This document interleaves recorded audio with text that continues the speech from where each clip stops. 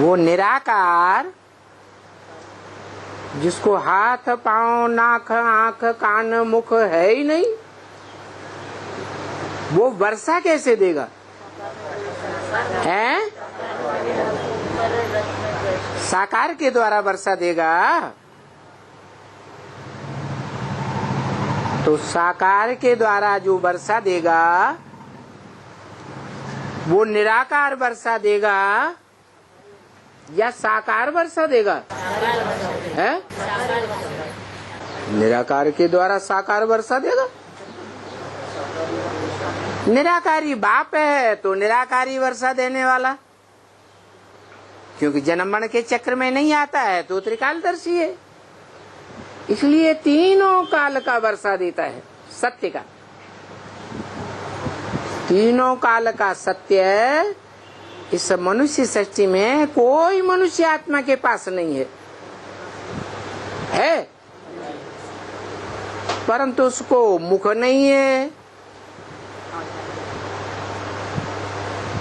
तो वो निराकार बाप हमको वर्षा कैसे देगा?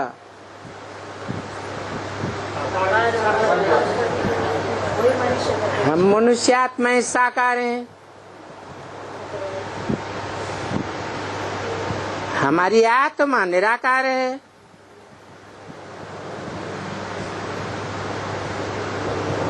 तो कहें कि हम निराकार भी हैं और हम साकार भी हैं। हम मनुष्य आत्माओं के अंदर निराकार और साकार का मेल है ना,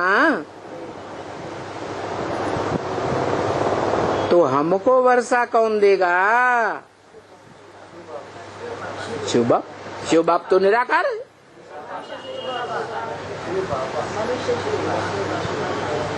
अरे चींटी को वर्षा देगी,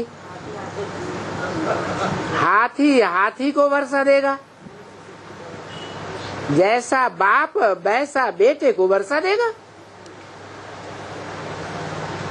नहीं है। ऐसे तो नहीं कि हाथी चींटी को वर्षा दे देगा। तो निराकार बाप निराकार आत्माओं को तीनों काल का वर्षा देता है।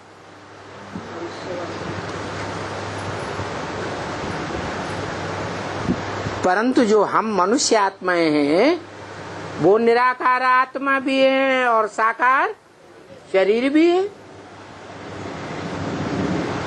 हम निराकारी सो साकारी है ना, तो हमारा बाप कैसा होगा? है निराकार होगा।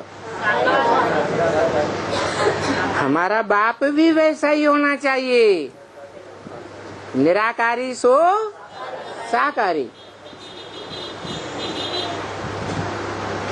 परंतु मनुष्य सृष्टि में जो मनुष्य सृष्टि का बाप होगा वो सदा निराकारी हो सकता है क्या? है नहीं। तो हमको सदा का अर्थात तीनों कालों का वर्षा कैसे देगा?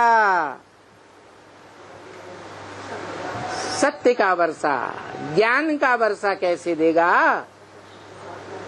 साकार देगा?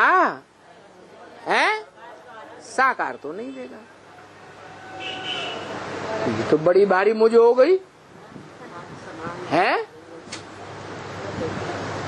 वर्षा देने वाला बाप और वर्षा लेने वाला बच्चा एक जैसा चाहिए या अलग प्रकार का चाहिए? बाप समान है, बाप जैसा बच्चा। तो अब ये तो बात पक्की है, निराकार निराकार को वर्षा देता है और साकार साकार को वर्षा देता है।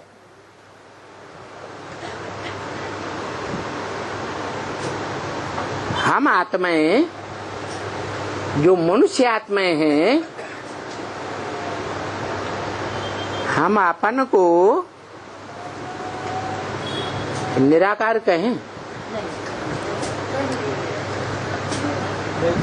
अभी कहें या नहीं कहें? जब हम हैं ही निराकार नहीं,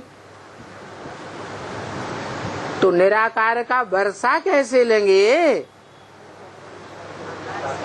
हैं? निराकारी स्टेज को धारण करके